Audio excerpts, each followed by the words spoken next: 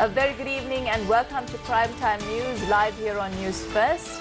I'm Mahina Bongzo. Good evening and welcome. I am Chandra Rampati and these are your headlines. Presidential election to be held on 16th November.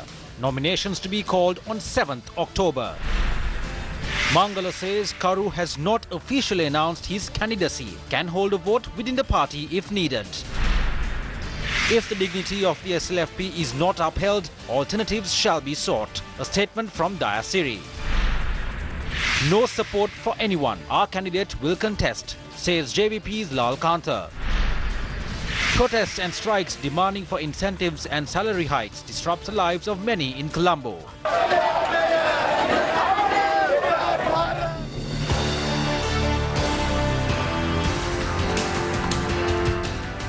Moving on to the stories in detail now. The Gazette notification declaring the dates for the presidential election and calling of nominations has been sent to the government printer for publication.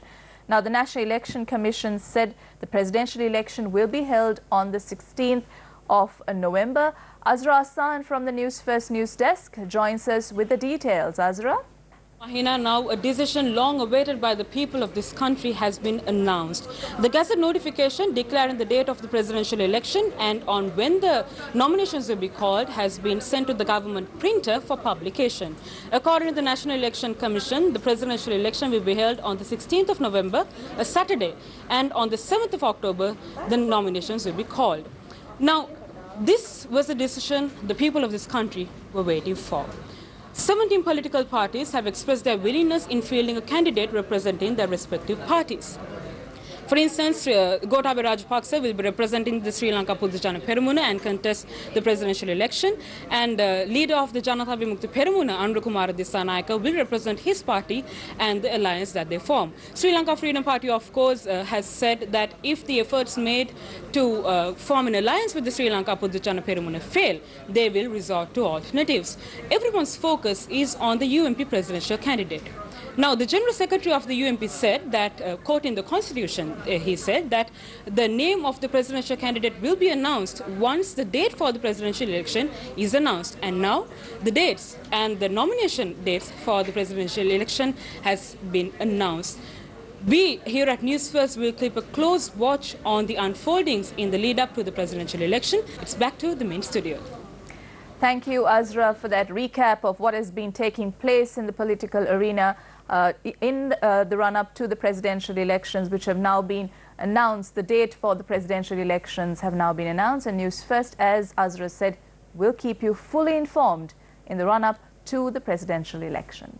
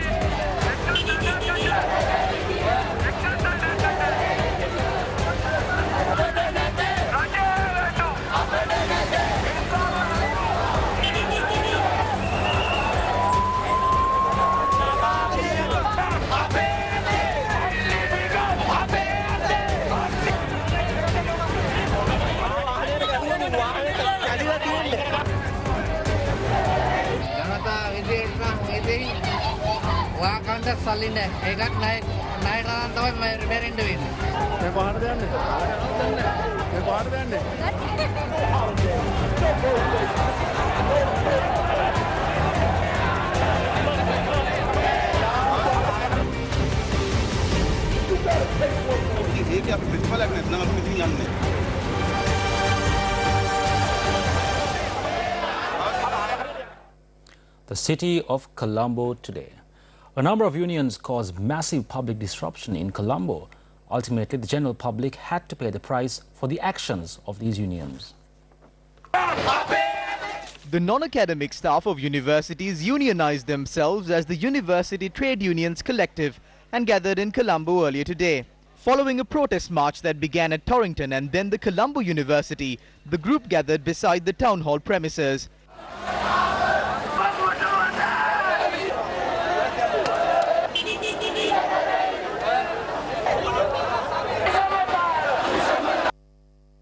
Heavy traffic was seen immediately after the beginning of the march in Colombo.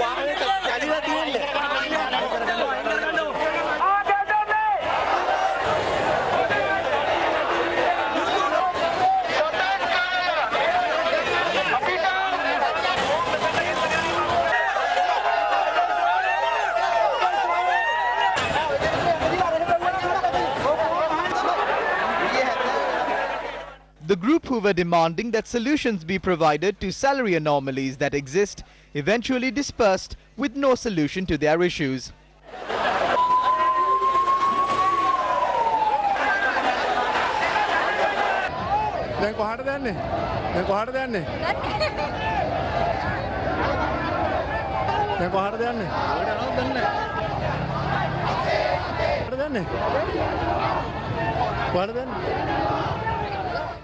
Engineers at the Mahaweli Authority carried out a protest opposite the head office, demanding that salary anomalies that have existed for a long period be resolved. They then marched towards the Presidential Secretariat, where they handed over an epistle.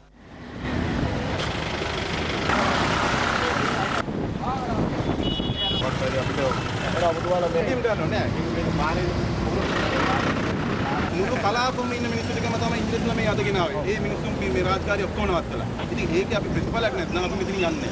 මොකද action එකක් ගත්තා අපි මේ අපි විඳිනවා. අපි අපේ හඬ නගනවා. මොකද ඉංජිනේරු විදිහට අපි මෙච්චර කාලයක් අපි කට්ට කෑව පඩි වැඩි කරන්නේ. ඔයාලා. The group dispersed after an additional secretary received the epistle on behalf of the president.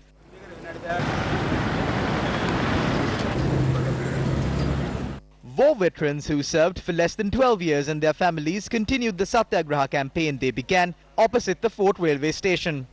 They state that the pension they receive owing to their service period is an extremely small sum and therefore request that amendments be made. The group marched to the Presidential Secretariat in order to meet the Secretary to the President. The group then returned to the location where the Satyagraha was carried out, as they were told that they could not meet the President. They are carrying out the protest continuously against a backdrop where the President's cabinet paper to make the necessary amendments has been approved. The Fort Magistrate also issued an order against these protesters earlier today. This order has been issued against the chairman of the All Ceylon Deceased and Disabled War Veterans, the chairman of the National Air Force to protect the rights of war veterans, the convener of the Sinhalese Api National Organization by the Honorable Judiciary. They have ordered preventing their entrance to the Presidential Secretariat, the Defence Ministry and 7 other locations. The police authority in charge of Colombo Central and the Fort Police OIC have been granted permission to take action against those who violate these conditions. Meanwhile, the Independent Transport Services Union, protesting opposite the Colombo Fort Railway Station, demanded that the additional payment of 2,500 rupees being given to public servants also be given to Transport Board employees.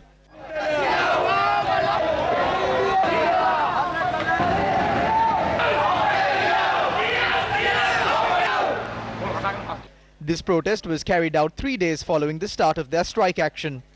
Employees belonging to 75 depots that come under the Transport Board joined in on the strike action. The Government Medical Officers Association carried out a 24-hour island-wide strike action that began at 8 a.m. today. They carried out the protest citing a number of demands including resolution of salary anomalies and other issues. The Government Medical Officers Association stated that doctors abstained from all services except for emergency services.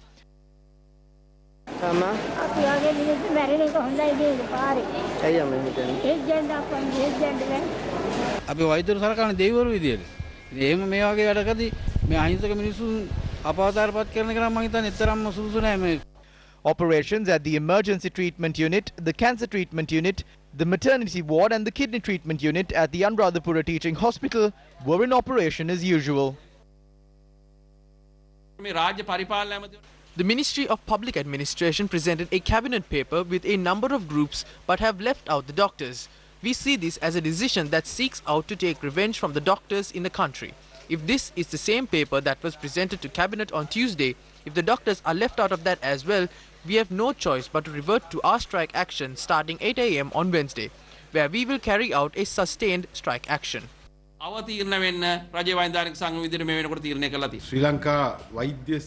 The doctors who were part of the Sri Lanka Medical Service have begun a strike action. They have done so without making a single request to the Ministry of Public Enterprise, with no effort to hold discussions either. Whenever we consider the salaries of the doctors, we have never connected the issues with executive level officers. I demand that doctors let go of these inconsiderate efforts at a time when there is an election coming up. I would like to say that this association is one that functions on political whims. Kindly come for a discussion. While strikes have been launched demanding for increases in salaries and incentives, President Maithripala Sirisena has suspended an incentive worth 200,000 rupees which was to be given to members of parliament. Colombo seems to be filling up with people since an election is around the corner. There are strikes morning, noon and night. Therefore, we have to think about how we are to carry this operation forward.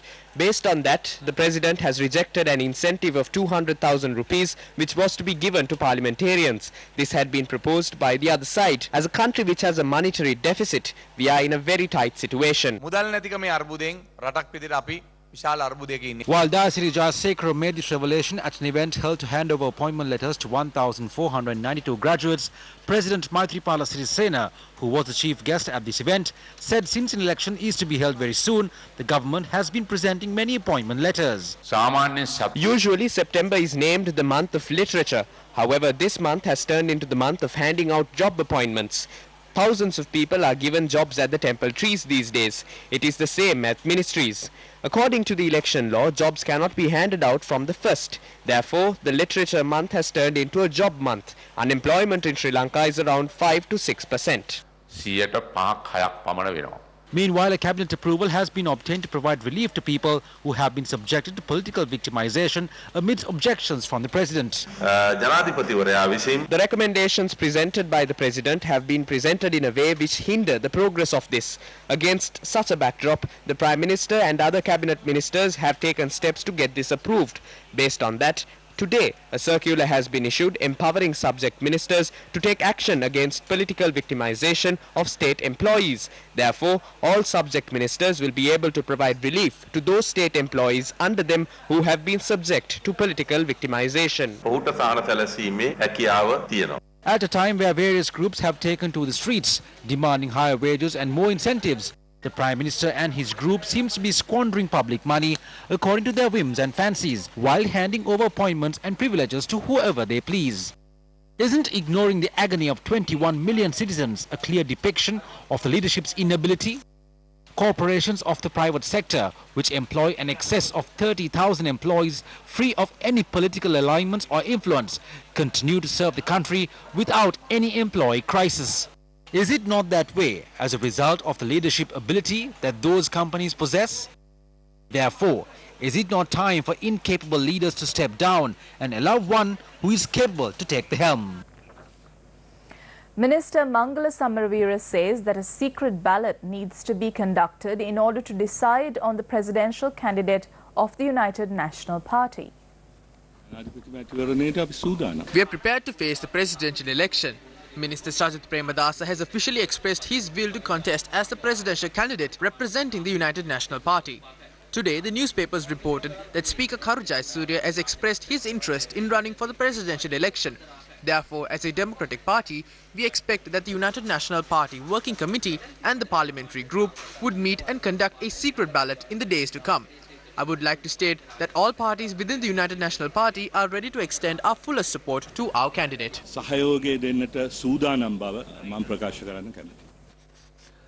This is the opinion of parliamentarian Palitha Rangi Bandara on the presidential candidate of the United National Party. We will be announcing our candidate. Next week, the working committee will convene. During the meeting, the name of the candidate will be proposed and seconded. We will then announce our candidate. There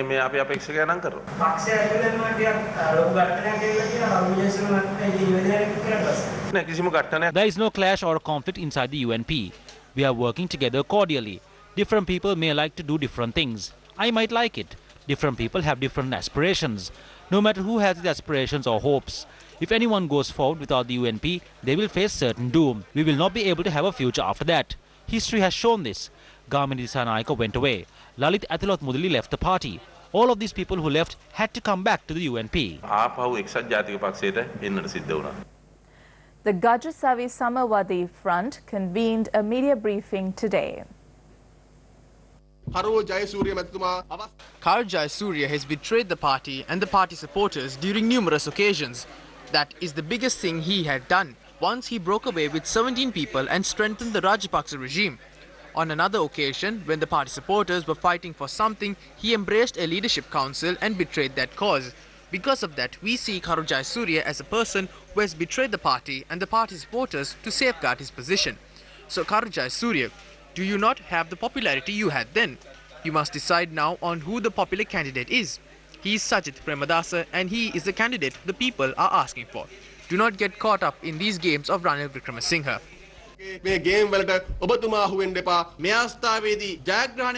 Sajith Premadasa is the only candidate who can win right now. The Muslim Congress, the Jatake Hela Urumaya and all the other parties with us are supporting Sajith Premadasa as the presidential candidate, and we can see that all of them are dedicated to make him the president of this country. So we are requesting the leaders not to delay this anymore. Do not deceive the people anymore. The innocent people are waiting to make Sajith Premadasa the president and to form a united national party government.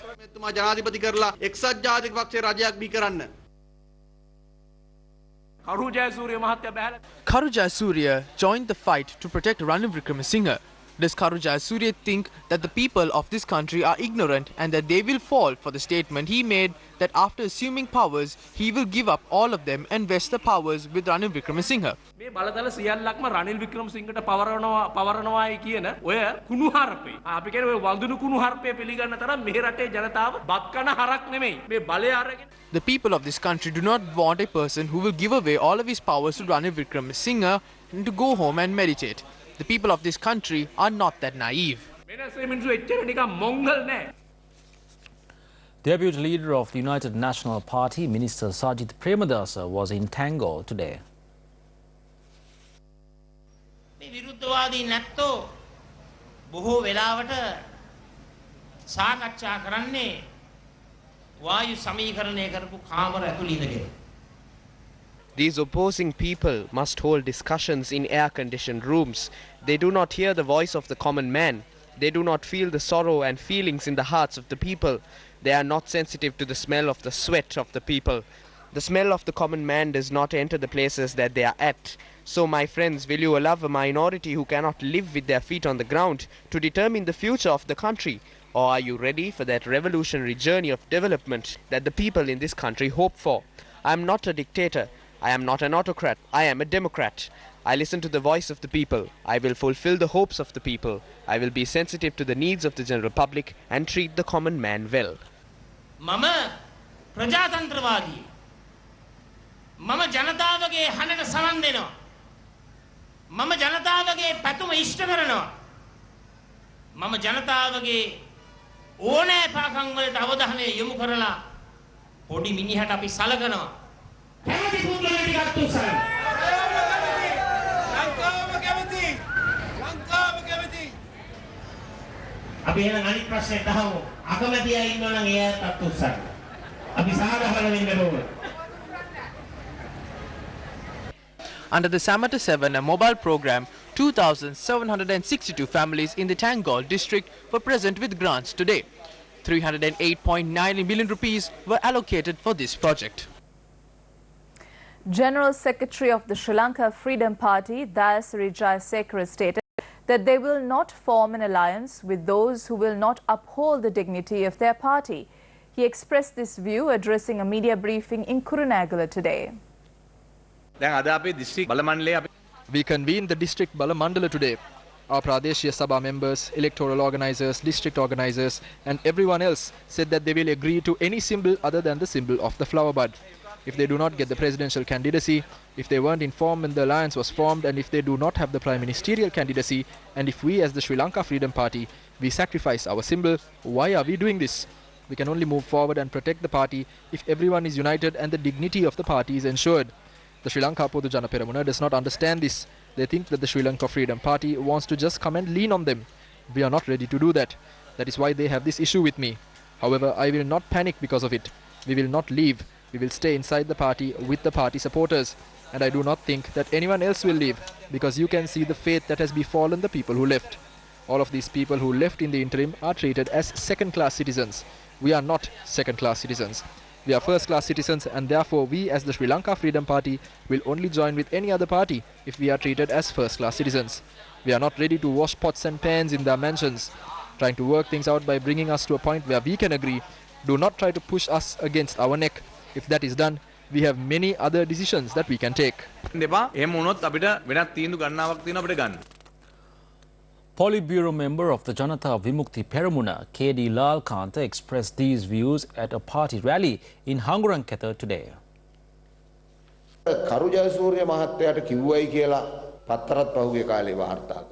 Newspapers reported recently that Karu Jayasuriya was told by Ranil Wickramasinghe to get the JVP on board as well. He has said, "If you can do that, I will give you the nomination." He has then told Sajid to get the TNA and the Muslim parties to join them. He has then told Sajid to do that so Sajid can get the candidacy. We do not know if anything like that was told to Champika Ranawaka. So this is going back and forth. We are only interested in discussions that will bring victory to the candidate of the National People's Power movement that we have started. We will not in any way reach a decision to replace him and work for someone else. That is certain. Some people are trying to create an opinion that Gotabaya Rajapaksa is coming from the one side as the demon. So everyone must rally behind Karu Jayasuriya to defeat him. So the duty of the National People's Power movement is to join hands with the alternate force to defeat the demon that is Gotabaya Rajapaksa, and that not doing this is a grave crime. We do not know if Sajid has the courage to somehow secure this, or even if he will break away and contest, because he has the support of a large number of MPs. අපි දන්නේ සජිත්ට ධෛර්යයක් තියනවාද කියලා මේක කොහොම ගේම ගාලා අරගෙන අපි දන්නේ කො වෙන් වෙලා ගිහිල්ලා මොකක් හරි කරනවාද අර කියන മന്ത്രിවරුත් ඉන්නවනේ විශාල ප්‍රමාණයක්. Now, the Tamil National Alliance that worked towards protecting Prime Minister Ranil Wickramasinghe during numerous occasions made a promise to the general public today. The Northern Provincial Voluntary Teachers Union carried out a protest opposite the Ministry of Education earlier today. TNA MP Mave Senadiraja arrived at the scene and addressed the media following discussions. I had discussions with this group last week. I said I will speak with the Prime Minister and the Minister of Education in Parliament. It is during this time that these teachers are here in Colombo protesting. They will bring these issues up at the Provincial Council. I think it will take some time. MP Mave Senadiraja arrived at the location where the protests carried out by the health sector employees opposite the Northern Provincial Governor's office on the 5th of September and promised that a solution would be given at the earliest possible time. The TNA acts on the whims of the United National Party. They are in no discussions to find solutions for the problems faced by the people. We got to know that they had discussions about the presidential election when they met the Prime Minister yesterday. Regardless of what discussions they have, they will have to listen to what India wants them to do. On the other hand, they are doing what will benefit them the most. Sambandhan has received a luxury house set on 1.5 acres and has even got vehicles and labourers to work for him. They do nothing for the people and instead focus on what will bring them the most benefit. Mr. Sambandhan has made a promise with regard to the issues faced by the Tamil community over the last 3 years. His promise was to find solutions for the problems of the Tamil people by the time Deepavali festival comes around. He made that statement at Temple Trees. This is how the Tamil community were deceived. Ranil Wickramasinghe is the person who is deceiving all of them. He takes people to Gamperaliya programs promising them solutions to their issues, but they have not been given any solutions. The people's problems are still there while they provide solutions to something else. Today there is another issue, and that is the presidential election. Again, the TNA had met with the Prime Minister and held discussions regarding this. There too, he had said that he will do something good to the Tamil community. It has been several years after the election. We were deceived through promises that our problems will be solved. Many details were uncovered on how money was gathered for the construction of the Batticaloa campus at the COP hearing yesterday. Although former Governor ALM Hizbullah and his son were summoned to appear before COP yesterday, they were not present. They had informed the committee that they were overseas. There are 14 bank accounts belonging to this institution at Bank of Ceylon. Many accounts had been maintained under 5 names for this same purpose. When these accounts were created, did you have the registration details or certificates or any other evidence? The first account was opened at the Katankudi branch. The account was opened under the name Malik Abdullah bin Abdul Anish, University College, Batticaloa, on the 24th of June 2013.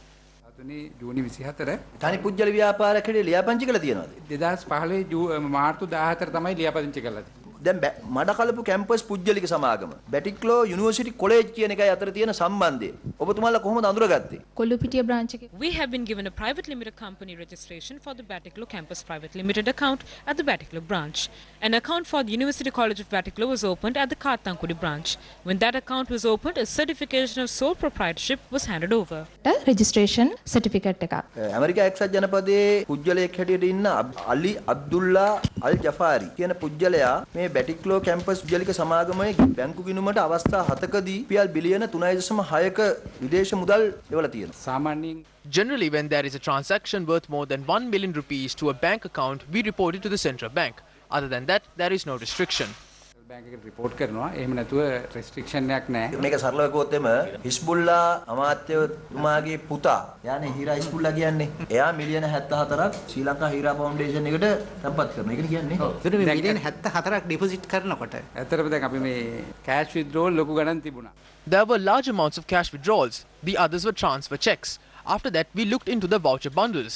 The transfer checks had gone to their other account, that is here. When we asked why the customer was of the opinion that the money gets deposited fast because the transfer check is delayed for about 2 to 3 hours. When the money starts to move here and there and they get established, the rest is easy. We do not know how the 74 got there. We will look into that.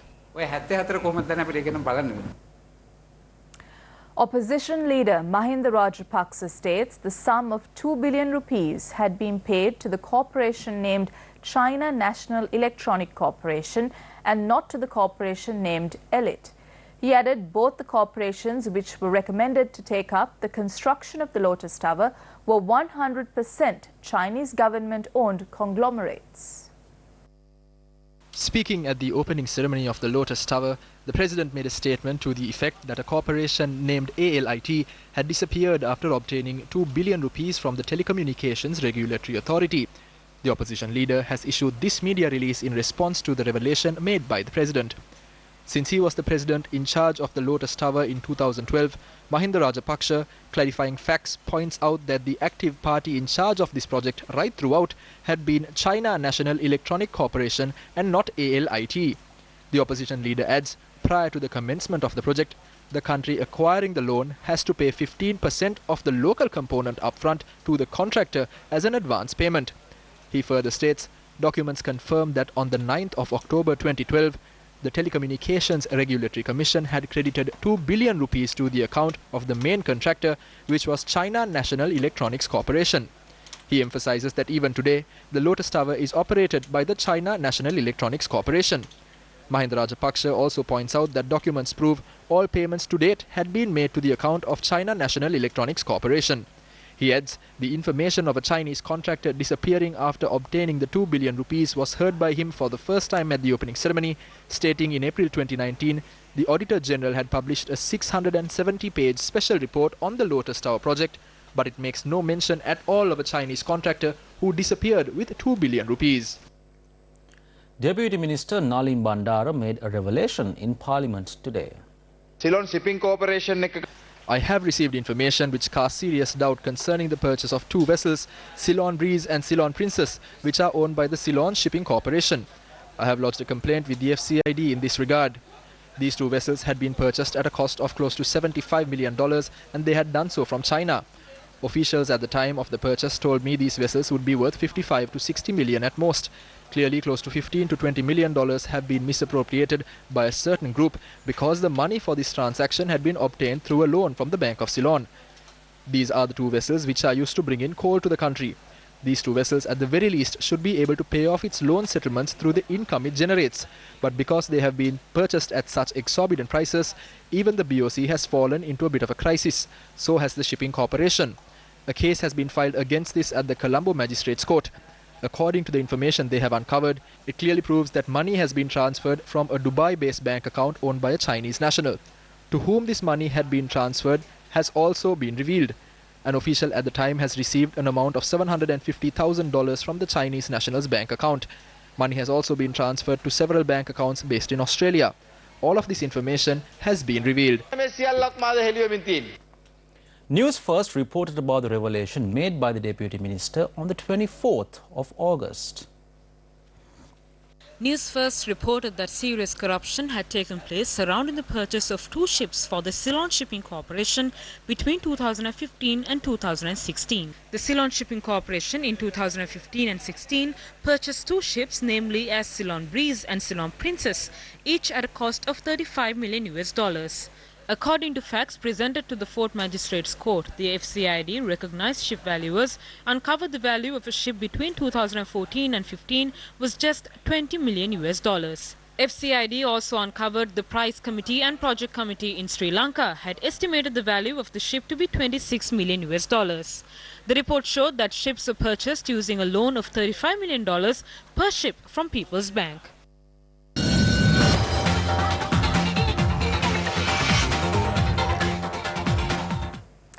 Tensions in the Middle East have escalated following drone attacks on 2 major oil facilities in Saudi Arabia. In a latest development, Saudi Arabia accused Iran of unquestionably sponsoring the attacks on its oil infrastructure. In the latest development, Iranian President Hassan Rouhani said Iran did not want conflict in the region, while Defense Minister Amir Hatami said Tehran had no involvement in the attacks on Saudi Arabia's Aramco oil installations. Rouhani accused the United States and a Saudi-led military coalition of starting the 4-year war in Yemen. Rouhani said Iran-aligned Houthis attacked Saudi oil facilities at the weekend as a warning. Iranian media also quoted Foreign Minister Mohammad Javad Zarif as saying the United States should seek to look at the realities in the region rather than simply using distractions. We feel that the US government is trying to somehow forget the realities in the region. Meanwhile, Mohammed bin Salman, Saudi Arabia's crown prince, said the weekend attack posed a real test of the global will to confront subversive acts that threaten international stability. Saudi Arabia's ambassador to UK said Iran was almost certainly behind the attacks on Saudi oil facilities. Prince Khalid bin Bandar bin Sultan Al Saud told foreign media almost certainly it's Iranian-backed. We are trying not to react too quickly because the last thing we need is more conflict in the region. The US Defense Department has said that they will deploy a team to help the Saudis assess the oil attack forensics, while President Emmanuel Macron's office said that France will also send experts to Saudi Arabia to help with investigations. As counting gets underway in Israel's unprecedented repeat general election, exit poll projections show the country's longest-serving Prime Minister Benjamin Netanyahu and former military chief Benny Gantz locked in a tight race. Just after polling stations closed across Israel, the country's 3 main TV stations flashed the result of their individual exit polls, showing Netanyahu's right-wing Likud party neck and neck with Gantz's centrist Blue and White party. As of now, Benny Gantz's Kahol Lavan is ahead of Prime Minister Benjamin Netanyahu's Likud party. Official election results released on Wednesday after 90% of the vote were counted indicate. The results show that neither parties have a clear path to securing a majority in the Knesset. And that is a wrap of tonight's Primetime News. Thank you very much for watching. I am Shaheen Durangpati. And I'm Mahina Bongzo. Good night.